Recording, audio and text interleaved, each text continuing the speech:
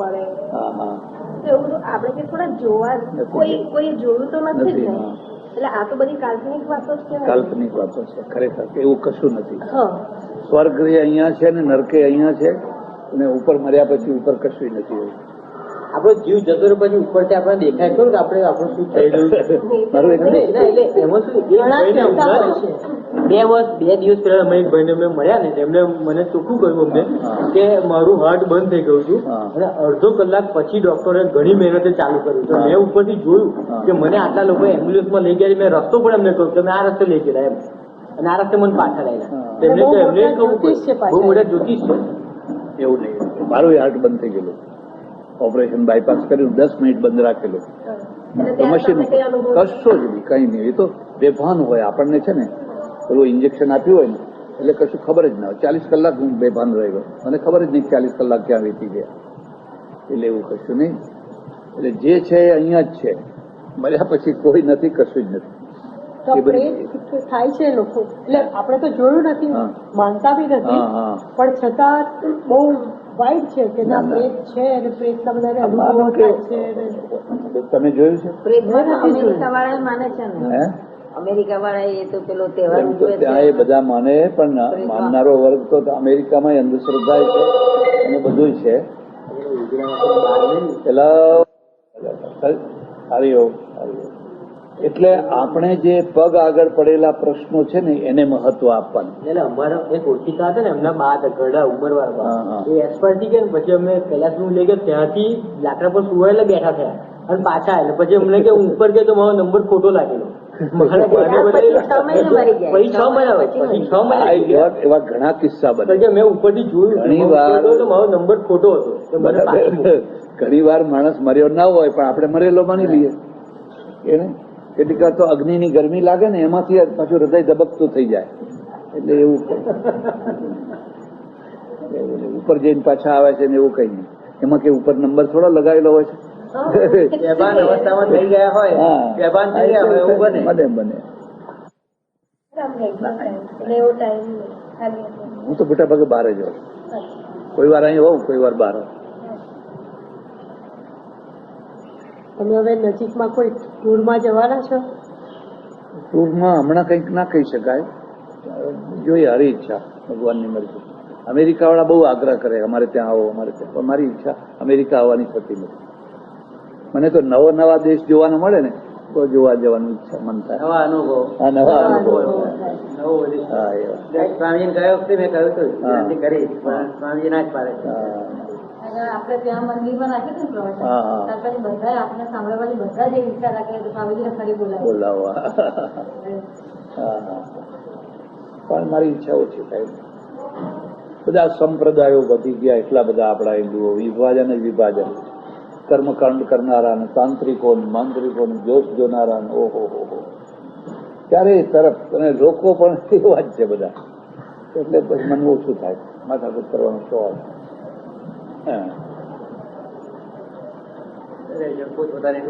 વગાડ્યા બસ.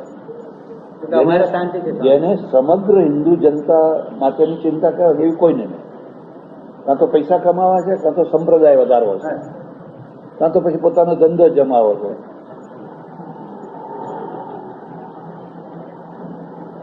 અમારે એ પ્રકારની શાંતિ છે. અમારું નાનું છે ને ટાઉન, મંદિર કર્યું છે, પણ અમારે કોઈ જાતનો સંપ્રદાય નહીં, કોઈ બીજા કોઈને શરૂ કરવા દેવાનું જ નહીં. બરાબર. ઇવન સ્વાધ્યાય વાળા કહેતા હતા તોય કે તમારે કરવું હોય મંદિરમાં કરો, બીજે બધે કરવાનું નહીં. એટલે એ લોકો એમને કરવું જ નથી. તમે વાળો દીધો એટલે બધું વિભાજન છે. સરવાળાની વાત જ નહીં, બાદ બાકી જ બાદ બાકી. અમારે સ્વામીજી સાઈડ ફેમિલી હતા, અમે જયારે સુરતમાં ત્યાં હતો તે વખતે સાઈડ ફેમિલીમાં મંદિર કરેલું. $10,000 નું એક મકાન લઈને કર્યું. ત્યાર પછી 7 એકર જમીન લીધી. પછી એમાં મંદિર આપણે પ્રવચન રાખ્યું તે કર્યું. પણ એક પૈસાનું દેવું અત્યાર સુધી થયું નથી. સારું કહેવાય. લગભગ તે વખતે 250,000 નું થયું, પણ તોય તે વખતે 250 ફેમિલી હતા. બધાએ સપોર્ટ કરીને સારો એવું કર્યું. અને એક લોન કોઈ દિવસ લીધી જ નથી. બધી એક્સટેન્શન કરાય. તમારે નિયમ કરવાનો. રાઈટ. બહુ સંપ્રદાય ભગવાનની બહુ દયા છે. તમારે શાંતિ એમને આંગળી પકડે તો પહોંચવું પડે. બસ સમગ્ર. બીજા કોઈને એવું બધું રાખ્યું જ નથી. આમ કોઈને કોઈ સંતોને બોલાવાના ખરા, પણ આવા સંપ્રદાય નહીં. કોઈ પણ જાતના સંપ્રદાયનું પુષ્ટિ કરવાની જ નહીં. બરાબર. એ રીતે કરી છે એટલે ચાલે છે અને ભાગલા પડ્યા નથી. પ્રસાદ આપજે ભાઈ. જવું છે? ભલે ભલે આવજો. ફરી આવીશું. જય જય જય.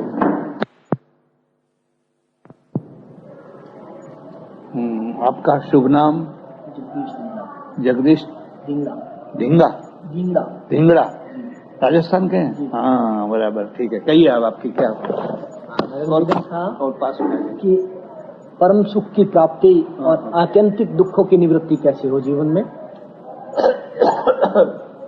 मैं जो उत्तर दूंगा ने जी, उससे आपको थोड़ा दुख होगा. कोई बात मेरी दृष्टि से आत्यंतिक दुखों की निवृत्ति कभी होती नहीं. और जैसा लोग कहते हैं बार बार परम सुख की प्राप्ति, तो परम सुख जो है वो भी सतत नहीं रहता है. सुबह में आप सुखी हैं, दोपहर में दुखी हैं, फिर शाम को सुखी हैं तो फिर दुखी हैं.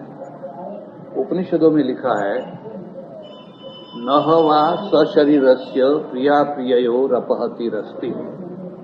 हे भाई, जब तक शरीर है तब तक प्रिय और अप्रिय, सुख और दुख ये हमेशा बने रहते हैं.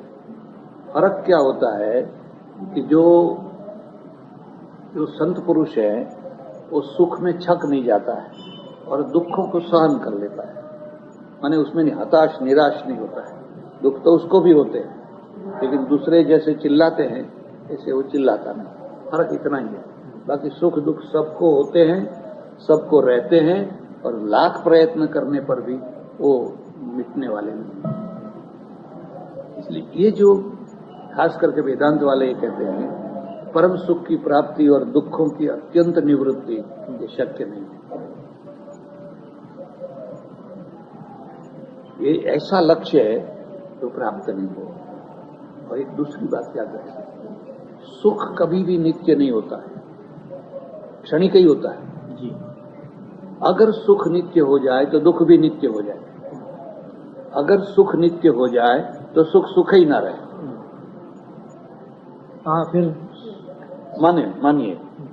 मानिए कि अभी आप हैं, ये जो आपने शर्ट पहना है उसके सुख की आपको अनुभूति अब नहीं है. नहीं, उसके सुख की अनुभूति कब हुई थी? जब पहली बार पहना था. फिर वो रोज का रूटीन हो गया, आपका हो गया, फिर उसका कोई सुख नहीं. अच्छा, इसका सुख फिर कब होगा? मानो कि किसी ने चुरा लिया और आप परेशान हैं, दुखी हैं, तो ये जब फिर वापस मिलेगा वो दुख की निवृत्ति होगी, अर्थात तब सुख होगा. सुख क्षणिक होता है. आप मिठाई खाते हैं तो क्षणिक सुख है, वो शाश्वत नहीं होता है. कोई सुख शाश्वत नहीं होता है. शाश्वत जो है वो तो प्रभावहीन हो जाए, उसका कोई प्रभाव ही नहीं रहे. आप मानो कि गाड़ी रखते हैं, बुलेट रखते हैं, स्कूटर रखते हैं और भी, तो पहले दिन उसका सुख होता है, फिर जब वो रूटीन में आ जाती है फिर तो उसका कोई होता नहीं. परम सुख की प्राप्ति और दुखों की अत्यंत निवृत्ति शक्य नहीं. ये केवल कहने की बात कहने का है वेदांत. और जिससे लोग सुन के खुश हो जाए, बाकी जो है वही है. और पदार्थों में सुख नहीं है ये बात भी गलत है. आत्मा में ही सुख है और पदार्थों में नहीं है ये बात भी गलत है. आत्मा में इसलिए यह लक्ष्य ऐसा है कि आदमी कितना भी प्रयत्न करे, देहाध्यास नहीं करना चाहिए. देहाध्यास होता ही. अभी मैं बैठा हूं और एकदम बिच्छू आके डंक मारे तो मैं खट से ऐसा कर दूंगा. देहाध्यास तो है. क्या मैं ब्रह्मज्ञानी हुआ तो इसलिए फिर कहूंगा मुझसे दूसरा काटो, तीसरी बार काटो. होना ही चाहिए, पाँव ले ही लेना चाहिए, तो तभी रक्षा होगी. तब नहीं तो रक्षा ही नहीं होगी. इसलिए ये सब बातें जो है व्यावहारिक नहीं है, काल्पनिक है. फिर ये किताब है, आपको ठीक लगे तो गुजराती पढ़ सकते हैं. नहीं, हिंदी में नहीं तो गुजराती में वेदांत समीक्षा. आप अगर नहीं तो ऐसा करना, 3 किताबें हैं, यानी 3 कैसेट है. वेदांत चर्चा 1, 2, 3, एक बहुत बड़े वेदांत के, लेकिन गुजराती में है. अगर आप सुनेंगे तो थोड़ा ख्याल आएगा। इसलिए इन बातों में नहीं पड़ना चाहिए। जीवन एक वास्तविकता है, शरीर भी वास्तविक है, सुख दुख भी वास्तविक है, जो कुछ है सब वास्तविक है, कुछ मिथ्या भी नहीं है और इसमें से छोड़ने की बात भी नहीं। समय लगने पर सबको भोजन चाहिए, अच्छा भोजन खाने की सबको इच्छा होती है, क्या होती है नहीं होती? अगर मानो कि भोजन में नमक ज्यादा पड़ गया है तो जो सहनशील आदमी होगा वो नहीं बोलेगा, वो तो सहनशीलता है। इसका मतलब ये नहीं कि उसको पता नहीं लग रहा है, उसका मतलब ये नहीं है। तो और जो दूसरे कहेंगे भाई चलो ले जाओ जो नहीं खाएंगे, इसलिए इन सब बातों में कोई तथ्य नहीं। ક્યાંથી આવો છો? અર્જનપુરી। મને ખ્યાલ આવી ગયો। जिसमें कल्पना ही कल्पना है, वास्तविकता नहीं। और जिसमें वास्तविकता न होने तो लाख प्रयत्न करने पर भी वो प्राप्त नहीं होता है। फिर आप मथन करते ही जाओ, कुछ मिलने वाला नहीं। ईश्वर सत्य, यहाँ एक श्लोक है, आपको पढ़ना हो तो पढ़ना। ब्रह्म सत्यम जगत सत्यम, जगत मिथ्या नहीं, ब्रह्म सत्यम जगत सत्यम।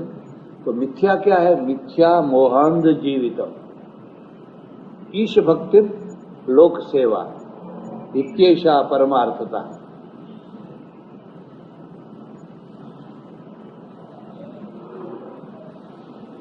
हरे हर हर हर कहिए। वो आदमी जो है उसको सुख दुख होते ही रहते। आप चाहे कहीं भी किसी भी भूमिका में हो, कोई अगर आपका अपमान करता है तो दुख होता ही है। ये अलग है, कोई सहन कर जाता है, कोई सहन कर लेता है, बोलता है, वही अलग चीज है। और जो सहन कर लेता है यही उसकी साधना है। किसी ने गाली दी फिर भी उसका मतलब ये नहीं कि उसको कोई असर नहीं हुई है, असर तो हुई है, लेकिन वो बक नहीं हो रहा। हाँ, बक नहीं करता, व्यक्त नहीं होने देता है, यही उसकी महानता है। और ऐसी महानता कभी कभी कॉमर्शियल भी होती है। दुकानदार जो है उसको कोई ग्राहक आके कुछ बोल जाता है तो वो बिल्कुल सहन कर लेता है, तो जानता है सामने जवाब देने में फायदा नहीं है, तो उसकी जो सहन शक्ति है वो तो कॉमर्शियल है। हरे हर हर। रिक्शा में आया कि चालता है?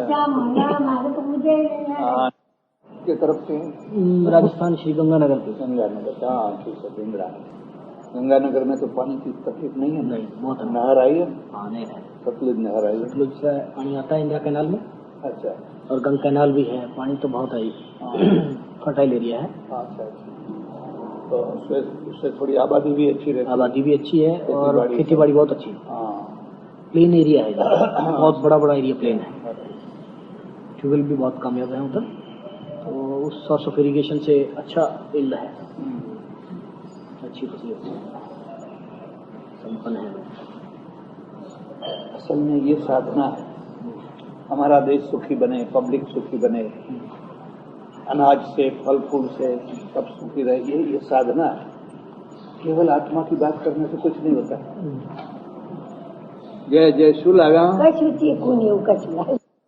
मैं जो कहूँ ना, सबसे पहला प्रयास जो है ना, जय मल्या। जय जय બધા બેઠા છે। भले जय जय प्रसाद। पहला प्रयास ये है कि ईश्वर को याद कर, सुबह शाम जितना टाइम मिले। और दूसरा प्रयास ये है कि हम जितना जो भी धंधा वंदा करें नेकी से करें, ये बहुत बड़ी साधना है। और तीसरी बात यह है कि हो सके तो किसी का भला करें। कोई गरीब आदमी, दुखी आदमी हो, लाचार है, उसका जितना हो सके भला कर सके। 3 में सारा आ गया। ज्यादा जन कभी योग नहीं करना, कुंडली जगाने की नहीं, वो नहीं, इसमें पढ़ना नहीं, ये सब बोगस है, गलत बातें हैं। लोगों को केवल गुमराह करते हैं। सहज जीवन जीना, नॉर्मल जीवन। सुबह में नाश्ता करना, चाय पानी पीना, पीते हो तो पीना, दोपहर में भोजन करना, शाम को भोजन करना, सहज जो अनुकूल आवे, जो पचे। ये मत खाओ और ये मत खाओ और उपवास करो, इसमें पढ़ना नहीं, उसमें नहीं। बस सहज नॉर्मल जीवन जी। मंत्र जाप करते हैं जी। हाँ बस, अच्छा जो भी अपने को अनुकूल आवे जी, तो इष्ट देव और एक ही परमात्मा एक ही है, उसके नाम हजारों, रूप हजारों, बाकी परमेश्वर एक ही है।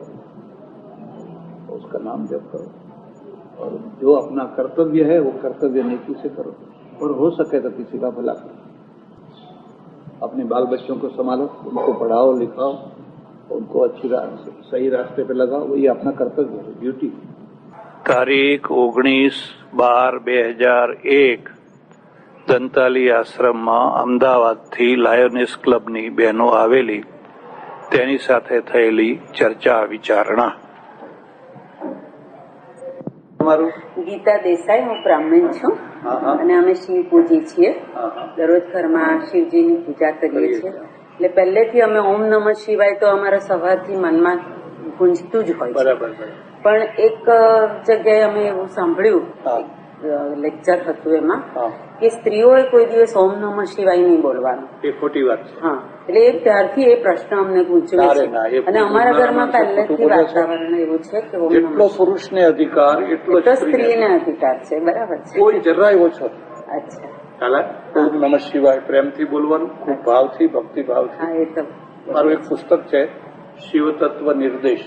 અચ્છા, ઈચ્છા થાય તો વાંચજો. એમાં શિવજીના બધા સ્વરૂપનું અચ્છા, વર્ણન કરેલું છે. શિવ શું છે, કાચબો શું છે, અચ્છા. એ બધું એમાં છે. ઈચ્છા થાય તો વાંચજો. બોલો બીજું. બસ એ જ. અને આ બધા જન્મકુંડળી જન્માક્ષરમાં બહુ કોઈ દિવસ માનવું જ ના જોઈએ ને, કોઈને જોઈ નહીં, કોઈને બતાવી નહીં.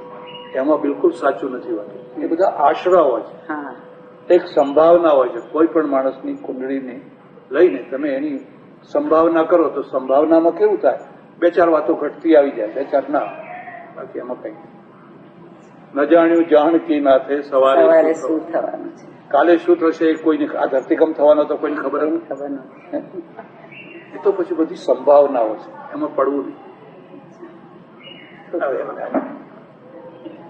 આવો બેસ, નજીક નજીક રાખો. શું નામ તમારું? મારું નામ મીનાક્ષી પટેલ છે. હું જોધપુર નગરપાલિકાની કાઉન્સિલર પણ છું અને અમદાવાદ જિલ્લા ભાજપ મહિલા મોરચાની ઉપાધ્યક્ષ છું. લાયોનેસ ક્લબમાં મેમ્બર પણ છું. બહુ સારું. હમણાં આપણે વાત થઈ કે આગલા જન્મોના કર્મોનું કંઈ હોતું નથી, તો કર્મ અને કાયદો જે પુસ્તક છે એની અંદર એવું કહેવા માંગે છે કે આગલા કર્મો પ્રમાણે આપણે એમ કે અત્યારે ભોગવી રહ્યા હોઈએ છીએ, જે કાંઈ સુખ દુઃખ એ બધું ભોગવી રહ્યા હોઈએ છીએ. તો પાપ કરવાનું તો આ વખતે પણ કે એનું ભોગવવું જ પડતું હોય છે. અમુક પુણ્ય કર્મો કર્યા હોય તો કે એનું પણ ફળ આપણને મળતું જ હોય છે. હવે આ કેવું છે, પહેલો મુદ્દો તો એ છે કે પાપ અને પુણ્યની વ્યાખ્યા સૌની જુદી જુદી છે.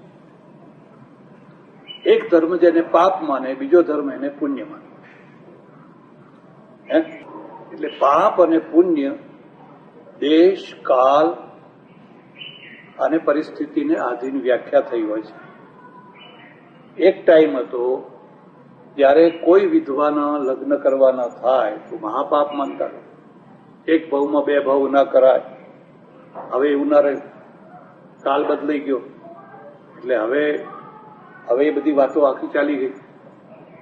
પહેલા હરિજનને અડો તો પાપ લાગતું, એને પશ્ચાતાપ કરવો પડતો, એનું પ્રાયશ્ચિત કરવું પડતું. હવે એવું રહ્યું નહીં. એટલે ખરેખર પાપ અને પુણ્ય એ બેની જુદી જુદી. ક્રિશ્ચનો છે એને બપ્તિસ્મા આપે ને બાળકને ત્યારે દારૂ પીવડાવે, ચરણામૃત. મુસલમાનના ત્યાં દારૂ પીવે તેને ગુનો થાય, આપણા ત્યાં પણ ગુનો થાય. એટલે આ બધી સૌની જુદી જુદી વ્યાખ્યાઓ છે. એક વાત. બીજી વાત છે કે બાળક જયારે જન્મે છે, બાળક જયારે જન્મે છે ત્યારે પૂર્વના કર્મો કે પૂર્વના પાપો કે પુણ્યો લઈને નથી જન્મતું. આજે તો 100 બાળકોમાંથી તમે 80 બાળકોને જન્મતા અટકાવી દો છો. અટકાવી દો છો જે આપણે બધા એ થયું એના કારણે. હવે એ બાળકોને જે અટકાવી દીધા એ ક્યાં ગયા કર્મવાળા? અને આ જે 20 બાળકો છે જન્મ્યા છે એમને જન્મતાની સાથે પરિસ્થિતિ પ્રાપ્ત થઈ છે. એક વિદ્વાનના ઘરમાં જન્મ્યું છે તેને વિદ્વત્તાની અનુકૂળતા આવશે. એક પૈસાદારના ત્યાં જન્મ્યું છે તેને માનો કે રાજીવ ગાંધી છે. હવે રાજીવ ગાંધી પ્રધાનમંત્રી બન્યા અથવા ઇન્દિરા ગાંધી પ્રધાનમંત્રી બન્યા એ આખા દેશની સર્વોચ્ચ યોગ્યતાના કારણે નહીં, એના કરતા ઘણા યોગ્ય માણસો હતા, પણ એને જે પરિસ્થિતિ મળી ને એ બીજાને ના મળી. ઘરનું વાતાવરણ મળ્યું. ઇન્દિરા ગાંધી જવાહરલાલના દીકરી અને રાજીવ ગાંધી ઇન્દિરાના દીકરી, એ એને જે વાતાવરણ મળ્યું, પરિસ્થિતિ, એ બીજાને ના મળી. એના કરતા ઘણા લાયક માણસો હતા, પણ એ પ્રધાનમંત્રી ના થઈ શકે. એટલે જ્યારે તમને કંઈક જીવનમાં લાભ હાનિ વગેરે થાય છે, એમાં ચારે તરફનું જે વાતાવરણ, માહોલ કહેવાય, એ માહોલ મહત્વનો ભાગ ભજવે છે. કર્ણ છે, એકલવ્ય છે, અર્જુન છે, ત્રણેય યોગ્ય છે, પણ જે વાતાવરણ અર્જુનને મળ્યું એ કર્ણને ના મળ્યું, એકલવ્યને ના મળ્યું. એટલે બંનેને જિંદગીભર સહન કરવું પડ્યું. હવે એ જે સહન કરવું પડ્યું એ ધાર્મિક વ્યવસ્થાના કારણે સહન કરવું. પૂર્વના કર્મે ને ધાર્મિક વ્યવસ્થા એવી હતી, તમને ખબર હોય કે ન હોય, જર્મનીના એક ચાન્સલર થયા હતા, વેશ્યાના દીકરા,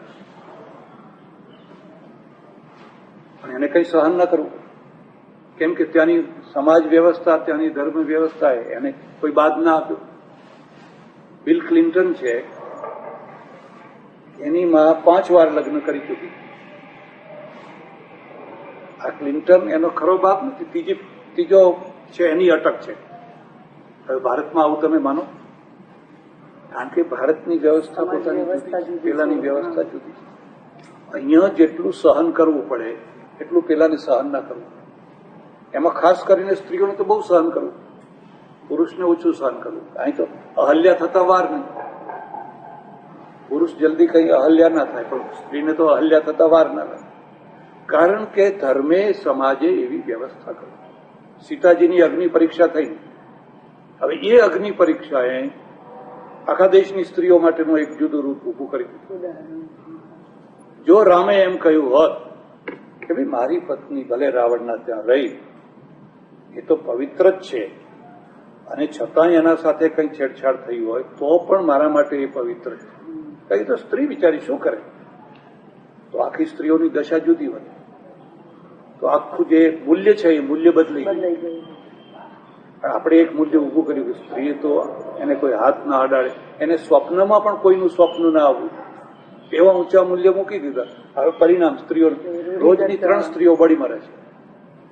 સરેરાશ 3 સ્ત્રીઓ રોજની બળી મરે. અમેરિકામાં એકે સ્ત્રી બળી મરતી નથી. છૂટાછેડા વધારે થાય, પણ છૂટાછેડા થઈને હોટલ મરે, નોકરી કરે, જોબ કરે, બળી ના મરે. અહીં તો બળી મરે છે. કારણ કે તમે જે વ્યવસ્થા કરી છે ને એ વ્યવસ્થાનો આ પરિણામ. પણ એ વ્યવસ્થામાં આપણે જન્મ્યા અને ત્યાં આપણે ન જન્મ્યા, સારી વ્યવસ્થા, એ શા કારણે? એટલે શું તમારી આ લોકો બધા બાકી ગયા છે એ એટલા માટે કે આ તો જન્મવાનું જ હતું. દરેક ના માટે જ્યાં જે છે એ પ્રમાણે જન્મવાનું જ હતું. એ જન્મવાનું કારણ શું? એ જન્મવાનું કારણ છે એ તો સીધી વાત છે કે માતા પિતાનો સંપર્ક થયો ને બાળક જન્મ્યું. એમાં કોઈ જીવાતમાં કોઈ પાપ લઈને આવ્યો માટે અહીં જન્મ્યો. તો આપણે તો કહીએ છીએ કે આ દેવભૂમિ છે, અહીંયા તો દેવો જન્મે છે. તો ખરેખર જો અહીં દેવો જન્મતા હોય તો આ દેશની આટલી દુર્દશા કેમ થઈ રહી છે? આપણે ઘણી અવ્યવસ્થાઓ કરી છે. અને હું એમ માનું છું કે મુસલમાનોની તુલનામાં તો આપણે ઘણા સારા છીએ. કારણ કે એ તો હજુ 100 વર્ષ પાછળ જીવે છે. એમની તુલનામાં તો ઘણા સારા છે. પણ તે છતાં જે સ્ત્રી સ્વાતંત્ર્ય પશ્ચિમમાં છે એ પૂર્વમાં હજુ નથી આવ્યું.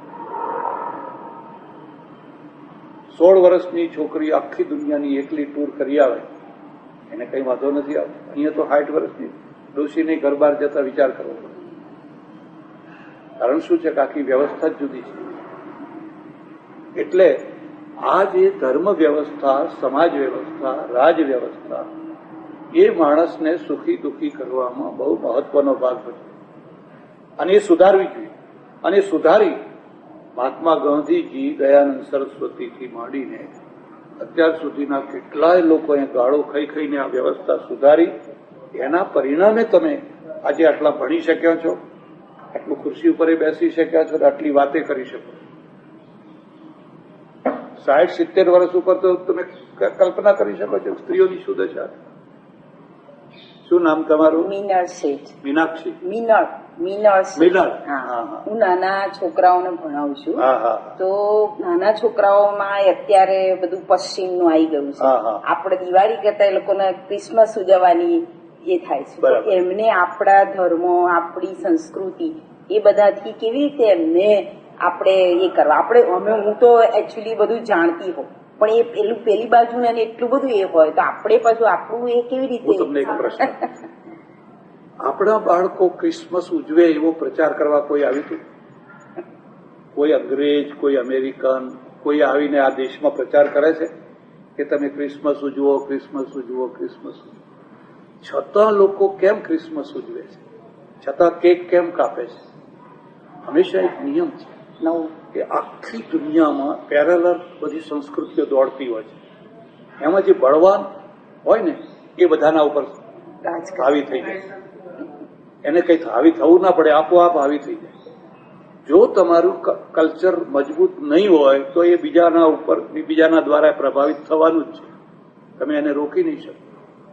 દાખલા તરીકે તમે જ છો, હવે આ પંજાબી ડ્રેસ છે એ તો પંજાબનો છે, અને પંજાબમાં આ મુસ્લિમ ડ્રેસ છે. ખરેખર રિયલ તો મુસ્લિમ ડ્રેસ છે. કોઈ પ્રચાર કરવા નતું આવ્યું, છતાં કેમ પહેરો છો? કારણ કે સારો છે, હું એને સારો માનું છું. એક છું અહીંયા આવા દો બધા. સંસ્કૃતિની પરંપરામાં જે બળવાન હશે ને એ છવાઈ જ જવાનું, તમે ગમે એમ પ્રયત્ન. એટલે પશ્ચિમમાં છોકરા બગડવાનો ડર નથી, આપણને જ ડર છે. આપણા છોકરા બહુ જલ્દી બગડી જાય, એમના છોકરા બગડતા નથી. એ દારૂ પીવે, સિગરેટ પીવે, બોયફ્રેન્ડ હોય, ગર્લફ્રેન્ડ હોય, પાર્ટીમાં જાય, નાચે કૂદે, 11 વાગે આવે, એમના કોઈ છોકરા બગડતા. પણ આપણા છોકરા તો વાતમાં બગડી જાય. ડુંગળી ખાય તોય બગડી જાય, રીંગણા ખાય તોય બગડી જાય. કારણ કે આપણે બગડવાના કેન્દ્રો ઘણા ઉભા કર્યા છે. એના કારણે આપણે ના પરદેશ જઈ શક્યા. પરદેશ હવે જવા લાગ્યા, પહેલા તો કોઈ પરદેશ ના જતો.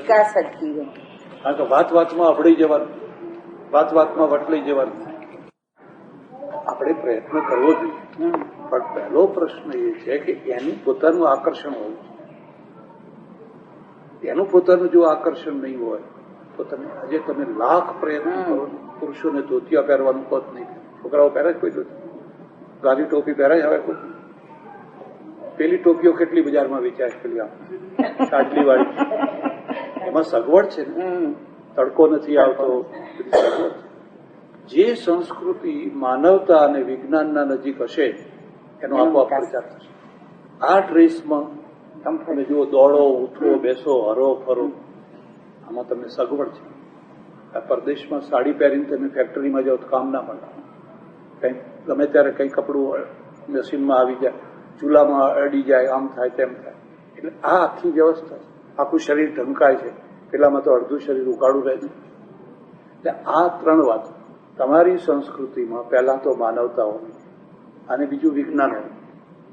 માનવતા અને વિજ્ઞાનનો મેળ હશે એ સંસ્કૃતિ આગળ દોડે. આવો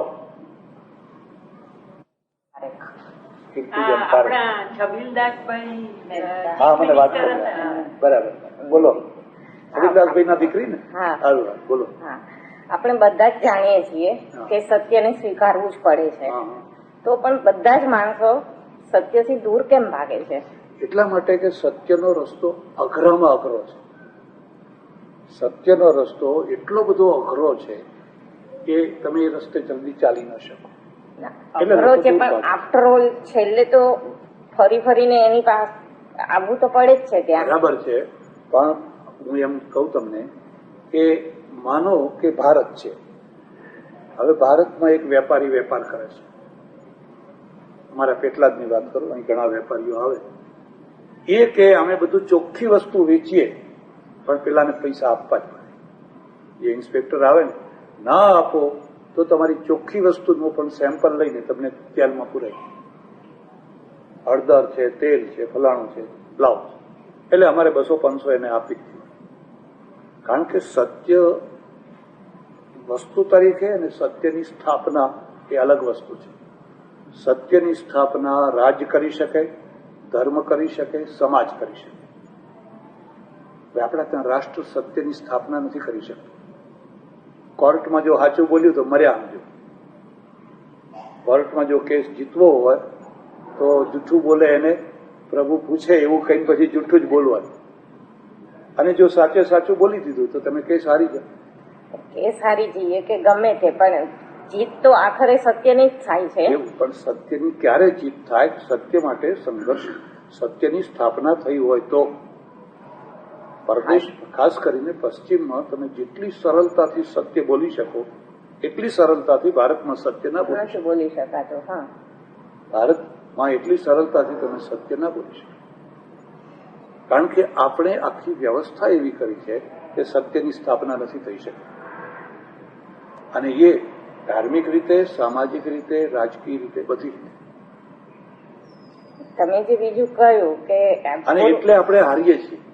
સત્યમેવ જયતે, પણ સત્યની સ્થાપના થાય તો જયતે, નહીં તો ના જાય. બીજું તમે જે કહ્યું કે પૂર્વજન્મ નથી કે એના કર્મ નથી, આ કર્મના ફળ અહીંયા જ ભોગવ આપણે સાંભળતા આવ્યા છીએ અને માનતા આવ્યા છીએ કે જેવા કર્મ કરો એવું ફળ મળે. સારા કર્મ તો અત્યારે જેની લાયકાત પણ ના હોય એજ્યુકેશનની દ્રષ્ટિએ કે દેખાવની દ્રષ્ટિએ, તો એ માણસ ટોપ પર હોય છે અને જે પૂરેપૂરો લાયકાત વાળો હોય છે અત્યારે બોટમ પર પણ હોય છે. તો એનો અર્થ એ થયો કે આપણે કર્મની વ્યવસ્થા સ્થાપિત કરી શક્યા નથી. આપણે ત્યાં એક માણસ 95%, 90% ગુણાંક મેળવ્યો હોય એને મેડિકલમાં પ્રવેશ નથી મળતો, એન્જિનિયરિંગ કોલેજમાં પ્રવેશ નથી મળતો. ત્યારે બીજો કોઈ છે 55-60% તો પ્રવેશ મેળવે છે. તો આ તો આપણી વ્યવસ્થા છે. આપણે વ્યવસ્થાના નામે અવ્યવસ્થા કરી છે, એના પરિણામ આપણે ભોગવવાના. આપણે વ્યવસ્થા જો સારી કરી હોત તો આવું ના થાય. તો વ્યવસ્થાના નામે અવ્યવસ્થા તો આપણે જ કરી છે. અહીંયા તમે જોઈ શકો છો કે 20 વર્ષથી આતંકવાદ ચાલે છે. આપણે એને કંટ્રોલ નથી કરી શકતા. અમેરિકાનો આતંકવાદ છે એને ફટ દઈને અફઘાનિસ્તાનને આખું કરી નાખ્યું. હવે એની સત્યની સ્થાપના પરાક્રમથી કરી. આપણી પાસે પરાક્રમ નથી. આપણે ધમકીઓ આપીએ છીએ, હવે સહન નહીં કરીએ, હવે આમ. પણ તો કેટલા વર્ષથી તમે આવું નવું બોલો છો? એટલે સત્ય છે એની સ્થાપના, સત્યની સ્થાપના, એનું નામ જ ધર્મની સ્થાપના. સત્ય, ધર્મ અને ન્યાય આ ત્રણેય એક જ વસ્તુ છે. આ ત્રણેય જુદી જુદી વસ્તુઓ નથી. સત્યની સ્થાપના એટલે ધર્મની સ્થાપના એટલે ન્યાયની સ્થાપના. એ નથી કરી શકાતું. આપણે કમજોર છીએ. રોજ સવારમાં ઉઠીને ભગવાનને પગે લાગવું કે દીવો કરવો, અગરબત્તી કે માળા જાપ કરવા, એ સાચું કામ છે કે કોઈ પણ માણસને આપણાથી જેટલી બને એટલી શારીરિક, માનસિક કે આર્થિક રીતે હેલ્પ કરી? બંને છે, બંને બરાબર છે. પેલું જે શારીરિક, માનસિક, આર્થિક રીતે કોઈને મદદરૂપ થવું એ પરિણામ છે. અને એ પરિણામ લાવવા માટે સવારે પ્રાર્થના તમે કરો એટલે તમે એ રીતનું તમારું વલણ તૈયાર થાય. પ્રાર્થનાથી, ઈશ્વરના જપથી, ઈશ્વરના સામીપ્યથી આપણું માનસિક વલણ અને જે વિરોધ કે એવું હોય એમાં ટકી રહેવાની જે શક્તિ એ બધું એમાંથી આવે. એટલે બંને એકબીજાના પૂરક છે અને હોવા જોઈએ, બંને હોવા જોઈએ. બરાબર છે. એક છેલ્લો સવાલ કે અત્યારે ઠેક ઠેકાણે વૃદ્ધાશ્રમો થઈ રહ્યા છે, આપણે ત્યાં છે, અને વૃદ્ધાશ્રમોમાં આજે જગ્યા નથી મળતી. તો અમારી ક્લબ છે કે બીજી કોઈ પણ સંસ્થાઓ હોય એ ઘણા બધા કામો કરે છે. તો એક કામ એવું ના થવું જોઈએ કે વૃદ્ધાશ્રમમાં આ વૃદ્ધ આવ્યો કેમ, શા માટે એ આવ્યો? એક બહુ મોટી ગેરસમજ છે. લોકો એમ માને છે કે ઘરના છોકરા અને વહુઓ પ્રભુને રાખતા નથી અને એટલે બધાને તગડી મૂકે છે. એટલે પેલા આપણે જે બધા સમાજ સુધારક છે, સાંભળો, એટલે મારા ત્યાં વૃદ્ધો છે, બધા કઈ છોકરાઓએ કાઢી મૂકેલા નથી. એવા તો 10% જ હશે. કેટલાક કેવા છે જેને પતિ નથી તો પત્ની નથી, હવે એકાકી છે, એને કોણ રાંધી ખવડાવે, એની આર્થિક સ્થિતિ નથી, એને વાતાવરણ નથી. અત્યારે તો તમારી સ્થિતિ સારી હોય અને અમદાવાદ જેવા શહેરમાં એકાકી રહેવું એ પણ ડોશીઓને મારી નાખે, ડોહાઓને મારી નાખે, તેને એક રક્ષણ મળે, હૂંફ મળે અને તૈયાર જમવાનું મળે. અમે ખાલી 100 રૂપિયા જ લઈએ છીએ મહિને. સસ્તામાં સસ્તું અમારું છે, ખાલી 100 રૂપિયા. 17 વર્ષથી 100 રૂપિયા લઈએ, પૈસો વધારે નથી. પણ એને એમ થાય કે હું પૈસા આપી દઉં છું. પછી ઘણા લોકો છે એના છોકરા હોય સારા હોય પણ ફ્લેટ નાનો હોય, ઘર નાનું હોય, અમદાવાદ જેવામાં ક્યાં ડોશી ડોહાને ક્યાં રાખે, બધાની પાસે તો પૂરતી સગવડ ના હોય. કઈ વાત, એમને આર્થિક સહાયો મળે અને રહેવાની પણ સગવડ મળે. એટલે આવા ઘણા કારણો છે. ખાલી એ જ કારણ નથી કે આ બધા છોકરા બગડી ગયા છે અને બધાને કાઢી મૂકે છે, એટલું જ કારણ એટલું જ કારણ નથી. પણ જે 10-20% આ કારણ હોય કે છોકરાઓએ છોડી દીધા હોય, તો કેમ આપણે જે સમાજ સુધારક છીએ, આપણે એટલે કે જે સમાજના જે ક્લબના મેમ્બર હોય કે કોઈ બી હોય, તો એ જઈને એમને સમજાવી પણ શકાય ને. એ સમજાવવાથી કે ઉપદેશથી જે પરિણામ આવે એ ટેમ્પરરી આવે, સ્થાયી ના આવે. સ્થાયી છે એ પ્રશ્નને ઉકેલવો જ છે. હવે આજે એક ભણેલી ગણેલી વહુ આવી છે અને દોષી છે જૂનવાણી, બેને બનતું નથી. એનું પરિણામ એમના દાંપત્ય ઉપર આવે, પતિ પત્નીના સંબંધો ઉપર આવે. એટલે પછી એનાથી બહેતર છે કે એ બે જુદા. જો હળીમળીને રહેતા હોય તો કોઈ પ્રશ્ન જ નથી. હવે ન રહેતા હોય ને તમે દબાણ કરો તો અઠવાડિયું રહે, પછી અઠવાડિયા પછી એનો જ પ્રશ્ન. ઉપદેશથી કે દબાણથી તમે જે કામ કરો એ સ્થાયી પરિણામ ના હોય. આપણે સ્થાયી ઉકેલ કરવો જ પડે. એના કરતા બહેતર એ છે કે કોઈ આશ્રમમાં જઈને રહે, અઠવાડિયે 15 દાડે પેલો છોકરા જોઈ આવે અને પેલા પણ સમજે કે આપણે હવે આવી રોજની કચકચ કરવી, માથાકૂટ કરવી, એના કરતા શાંતિથી રહો. એટલે આ એક ઉકેલ છે. પહેલા આ ઉકેલની જરૂર હતી.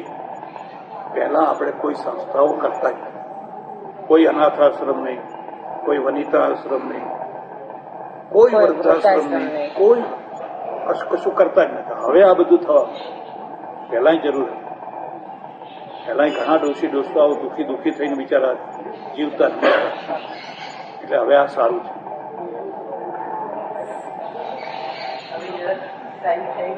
જય જય હરિઓમ.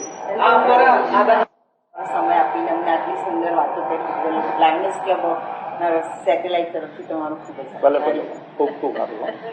હું તમને એક ચોપડી આપું કે પરંપરાથી તમે જે બધું લઈને બેઠા હો એનાથી જુદું આવે એટલે તમને થોડું એવું થાય. પણ ભાઈ મને જે સાચું લાગે હું તમને કહું. તમે બિલકુલ સત્ય બોલો છો. એટલે આ બધા આવજો બધા. સ્વામીજી, તમે 6મી જાન્યુઆરી અમદાવાદ અમારે તમને બોલાવવા આંખે તકલીફ છે ને એટલે હમણાં કાર્યક્રમ બધા બંધ છે. ફરી જોઈશું. આવજો. હરિઓમ.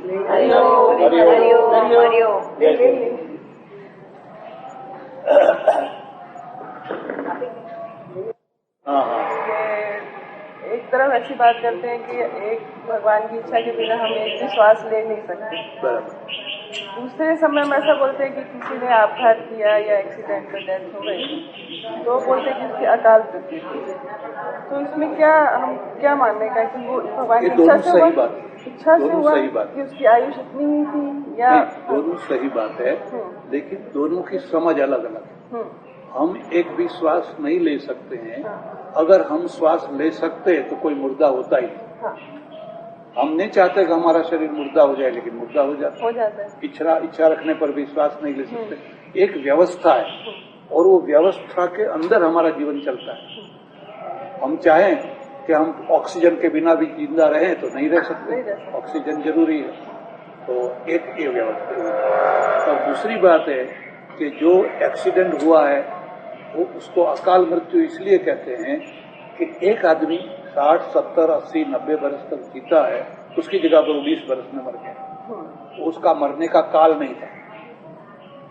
ये पेड़ है 15-20 बरस तक रहता है फिर सूखने लगता है, उसकी जगह पर 3 बरस में सूखने लगे तो वो उसका अकाल है। परंतु उसका समय तो निश्चित होगा ना? ये नहीं, ऐसा कोई निश्चित नहीं, कोई निश्चित नहीं है। पहले छोटी उम्र में लोग मर जाते थे, आज तो 80, 85, 90 बरस तक जीते। आयुष्य को बढ़ाया जा सकता है, आयुष्य को कम किया जाए। भारत 1947 में 1000 स्त्री प्रसूति करती थी तो 450 बच्चे मर जाते, आज तो 100-125 मर, क्योंकि मैटरनिटी होम हुए, ये सब व्यवस्था हुई, ब्लड डोनेशन हुआ, इससे जच्चा बच्चा दोनों जो है उनकी आयुष बढ़ गई। तो ये बढ़ाया दवा दारू વધારે છે, માણસની આયુષ लागी था। तो ये कहना कहेगा निश्चित क्षण है, वो गलत बात, वो गलत बात। उसको रोक सकते हैं, उसको हटा सकते हैं, आप पुरुषार्थ करें और उसी रास्ते पर जाएं। जय जय। જાની સાહેબ ને ઓળખો છો ને? કયા જાની? ડોક્ટર જાની અમદાવાદમાં. અમે અહીંયા આવી ગયા તમારે એ લોકો અહીંયા રહેવા આવતા હતા જાની સાહેબ. ભલે ભલે આવજો. કાકાની યાદ આવી જ થાય. હા, તમને કહેજો હરિઓમ. એક પેલું પુસ્તક લાવી, એક ઉપસંહાર લાવી, બે લાવજો. હું બધા એમને કાકાના નામથી બોલાવી. કે તમારા પૂર્વ સંસ્કાર છે, તમે હિન્દુ છો, તમે મુસલમાન છો, તમે જૈન છો, તમે બૌદ્ધ છો, એટલે પૂર્વના જે સંસ્કાર છે એ તરફ તમારી પ્રજ્ઞા ખેંચાય છે, એટલે તમને એ તરફનું બધું ગમે છે. એટલે પ્રજ્ઞા શબ્દ બરાબર છે. રીતંભરા તત્ર પ્રજ્ઞા, યોગસૂત્રમાં એક સૂત્ર છે, તત્ર રીતંભરા પ્રજ્ઞા. રીતમ સત્યમ, સત્યમ એટલે ત્રૈકાલિક સત્યમ, વિભરતી ઇતિ રીતંભરા પ્રજ્ઞા. પણ મોટો પ્રશ્ન એ છે કે ફરી ફરીને આ બધા મહાપુરુષો પરસ્પરમાં વિરોધ કેમ છે? એમના જે લક્ષ્ય છે અથવા જે તારવણી છે એ જુદી જુદી કેમ છે? એટલે પ્રજ્ઞા શબ્દ એવો છે કે જે તમને અનેક રીતે, તમે આ એંગલથી જુઓ તો આનું નામ પ્રજ્ઞા છે. હવે દાખલા તમને આપો કે જૈનો એમ કહે છે કે બૌદ્ધો નાસ્તિકો છે. જૈનો એવું કહે છે બૌદ્ધ ગ્રંથો વાંચવાની બૌદ્ધો નાસ્તિકો છે. બૌદ્ધો એમ કહે છે કે આ વૈદિકો છે કર્મકાંડી, એ તો મહા અનર્થ કરનારા, ધ્વસ્ત પ્રજ્ઞાના, એમની બુદ્ધિ ભ્રષ્ટ થઈ ગઈ છે. મુસલમાનો કહે છે કે આ બધા કાફર છે, અને આપણે કહીએ છીએ કે મ્લેચ્છ છે. એટલે આ બધાની પ્રજ્ઞા જુદી જુદી કેમ પડે છે? પ્રજ્ઞાનો અર્થ એ છે કે ભાઈ એક એવી કક્ષાએ પહોંચવું કે જ્યાં સમાધાન, બધા વિદ્યતે હૃદય ગ્રંથિ છિદ્યંતે સર્વ સંશયા ક્ષીયંતે ચાસ્ય કર્માણી તસ્મિન દૃષ્ટે પરાવરે, ઉપનિષદનો મંત્ર છે. હૃદયની ગાંઠ બધી છૂટી ગઈ, છિદ્યંતે સર્વ બધા સંશયો કપાઈ ગયા, તસ્મિન દૃષ્ટે પરાવરે. પરાવર જે છે એ જ પ્રજ્ઞા છે, એને જોવાથી. એટલે પ્રજ્ઞા શબ્દનો અર્થ આપણે એવો કરવાનો કે જેથી એ ફ્લેક્સિબલ થઈ શકે. પણ આ ગેરસમજ લોકોએ પેદા કરી હોય, ધારો કે બુદ્ધને જે અનુભવ થયો, મહાવીરનો અનુભવ થયો, કૃષ્ણનો અનુભવ થયો, તેમનો અનુભવ તો સરખો જ છે. બરાબર. એટલે લોકોએ બધું ટ્વિસ્ટ કર્યું. હવે એક લોકોએ કર્યું હોય કે જેને કર્યું હોય, પણ એ બધું અત્યાર સુધી ઉતરી આવ્યું છે ખરું, એ બધું ઉતરી આવ્યું. માનવ કે શંકરાચાર્ય એમ કે છે કે હું પોતે જ બ્રહ્મ છું. રામાનુજ કહે છે અરે હું તો બ્રહ્મના ચરણની રજ છું, હું બ્રહ્મ છું એવું બોલવું જ પાપ છે.